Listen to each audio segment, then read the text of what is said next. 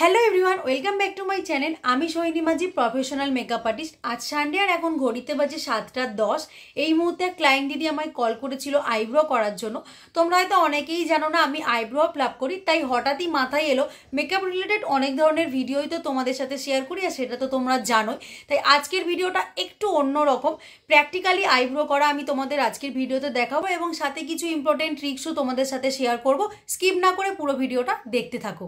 আজকের ভিডিওতে যে প্রোডাক্টগুলো আমি ইউজ করব তার প্রত্যেকটা লিঙ্ক আমি ডেসক্রিপশনে দিয়ে দেবো, তোমরা চাইলে ওখান থেকে পারচেস করতে পারো। আমিও প্রোডাক্টগুলো ওখান থেকে পারচেস করেছি, খুব ভালো প্রোডাক্টগুলো এসে, তাই লিঙ্কগুলো তোমাদের সাথে শেয়ার করে দেবো। আজকের ভিডিওতে যারা বিগিনার আছো, ক্লায়েন্টের আইব্রো করার আগের স্টেপে কি করতে হবে সেটা নিয়ে অলরেডি একটা ভিডিও আমার চ্যানেলে দেওয়া আছে, সেই লিঙ্কটা আমি তোমাদের সাথে শেয়ার করে দেবো। এই ভিডিও শেষে তোমরা ওই লিঙ্কটা দেখে আসতে পারো। তো চলো বন্ধুরা, এবার ক্লায়েন্টের বাড়িতে বেরোনো যাক। এখানে সবার প্রথমে আমি নিয়ে নিয়েছি আইব্রো তোলার সুতো, এরপর নিয়ে নিয়েছি চিরুনি। আইব্রো করার আগে আমাদের পাউডার লাগাতে হয়, তাই এখানে নিয়ে নিয়েছি পাউডার, তোমরা যে কোনো পাউডার ইউজ করতে পারো। এরপরে নিয়ে নিয়েছি কাঁচি, আর সাথে রাখতে হবে যে কোনো ময়শ্চারাইজার বা অ্যালোভেরা জেল, যেটা ভিডিওতে নেওয়া হয়নি। সবার প্রথমে আমি আইব্রোতে পাউডার লাগিয়ে নেব। পাউডারটা আমরা এই কারণে লাগাই যাতে স্কিনের ময়শ্চারাইজারটা চলে যায়, আর এতে আইব্রোর লোমগুলো খুব ভালোভাবে সুতোয় উঠে আসে। এরপর সুতোর মাথাটা দাঁতে ভালোভাবে চেপে নিয়ে হাতের সাহায্যে এইভাবে 3 বার পেঁচিয়ে নিতে হবে, পুরো শেপটা কাঁচির মতো নিয়ে আসতে হবে। প্রথমে আমি ক্লায়েন্টের বাঁ দিকের আইব্রোটা শেপ করে নিচ্ছি।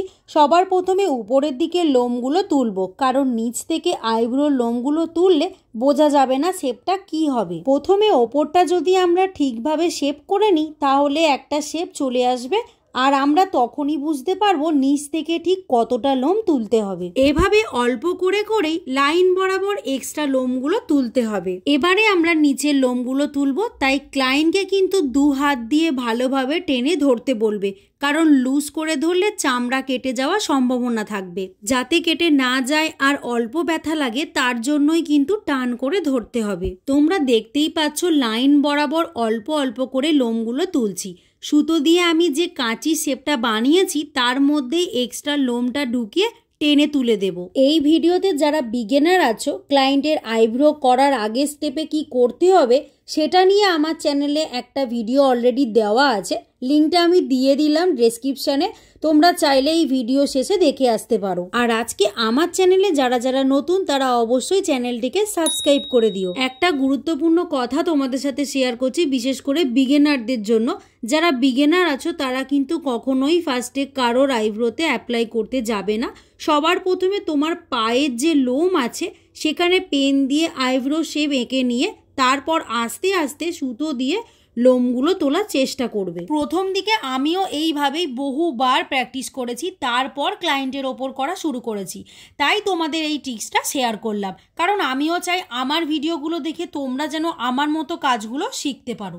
এরপর আইব্রোটাকে আঁচড়ে নিয়ে যে এক্সট্রা লোমগুলো আছে সামনের দিকে সেগুলোকে কাঁচির সাহায্যে সমান করে কেটে নেবো, ঠিক এইভাবে আমি যেভাবে তোমাদের দেখাচ্ছি। মুখের মধ্যে যে লোমগুলো পড়েছে সেগুলো ব্রাশের সাহায্যে বা রুমালের সাহায্যে ঝেড়ে পরিষ্কার করে নেবে। এরপর ক্লায়েন্টের ডান দিকের আইব্রোটা করে নিচ্ছি। ঠিক সেম ভাবেই এখানে আমি প্রথমে উপরের দিকে লোমগুলো তুলে নিচ্ছি। ক্লায়েন্টের আইব্রোটা রাউন্ড শেপ ছিল, তাই আমি আইব্রোটা রাউন্ড শেপেই করে নিচ্ছি। ক্লায়েন্টের বাঁ দিকের আইব্রো যখন তুলবে তখন ক্লায়েন্টের পেছন দিক থেকেই আইব্রোর লোম তুলবে, আর ক্লায়েন্টের ডান দিকের আইব্রো যখন করবে তখন ক্লায়েন্টের সামনের দিক থেকে আইব্রো তুলবে। ঠিক দেখো ভিডিওতে আমি যেভাবে এখন ক্লায়েন্টের লোমগুলো তুলছি। সুতো দিয়ে আইব্রো তোলার সাথে সাথেই ওই জায়গাটা আঙুল দিয়ে এইভাবে চেপে দেবে, এতে ক্লায়েন্টের ব্যথা একটু কম লাগে। আরও একটা গুরুত্বপূর্ণ ট্রিক শেয়ার করছি, নিচের দিকে আগে যে এক্সট্রা লোমগুলো থাকবে সেগুলো আগে তুলে নেবে। প্রথমেই যদি আমরা ব্রুতে হাত দিয়ে লোম তুলতে থাকি তখন কিন্তু ব্রু সরু হয়ে যাবার সম্ভাবনা থাকে, তাই প্রথমে যে এক্সট্রা ব্রুগুলো আছে সেগুলো তুলে নেবে, তারপর আস্তে আস্তে ভেতর থেকে লোমগুলো তুলে আইব্রো শেপে করবে। যারা বিগিনার আছো তারা এইভাবেই অল্প অল্প করে লোম নিয়ে লাইন বরাবর যে এক্সট্রা লোমগুলো রয়েছে সেগুলো এইভাবে আস্তে আস্তে ধরে তুলবে। কখনোই একেবারে লোম তুলতে যাবে না, কারণ আইব্রো লাইনের ভেতর থেকে এক্সট্রা লোম উঠে আসতে পারে আর এতে আইব্রো শেপটাও নষ্ট হয়ে যাবে। তাই এইভাবে অল্প অল্প করেই আইব্রো লোম তুলবে। তোমরা দেখতেই পাচ্ছ আমি লাইন বরাবর অল্প অল্প করেই লোমগুলো তুলছি। সুতো দিয়ে আমি যে কাঁচি শেপটা বানিয়েছি তার মধ্যেই এক্সট্রা লোমগুলো ঢুকিয়ে এইভাবে টেনে নিচ্ছি।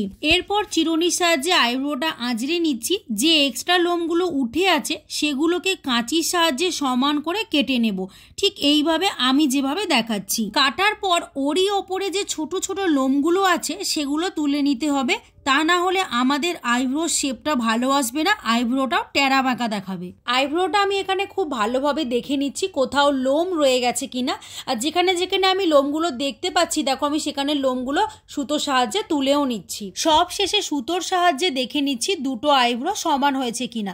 আর তোমরা দেখতেই পাচ্ছ বন্ধুরা দুটো আইব্রো কত সুন্দর সমান হয়েছে। সব শেষে ইউজ করে নিচ্ছি অ্যালোভেরা জেল। তোমরা এখানে যে কোনো ময়েশ্চারাইজার ইউজ করে নিতে পারো।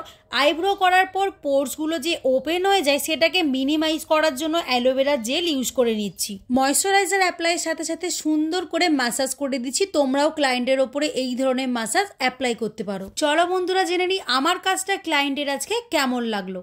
ক্যামেরা চলছে বলে তাই বলছি না, ওর কাজ আমার খুব ভালো লাগে। আমি আইব্রো করার জন্য পার্লারে যাই না, আমি ঘরেই নিনিকে ডেকে নিই। আজকের ভিডিওটা তোমাদের কতটা হেল্পফুল হলো তোমরা কিন্তু অবশ্যই আমাকে কমেন্ট করে জানিও। আর ভিডিওটি ভালো লাগলে লাইক, শেয়ার এবং চ্যানেলটিকে সাবস্ক্রাইব করে দিও। দেখা হচ্ছে আরও একটা নতুন ভিডিও সঙ্গে নিয়ে। টাটা।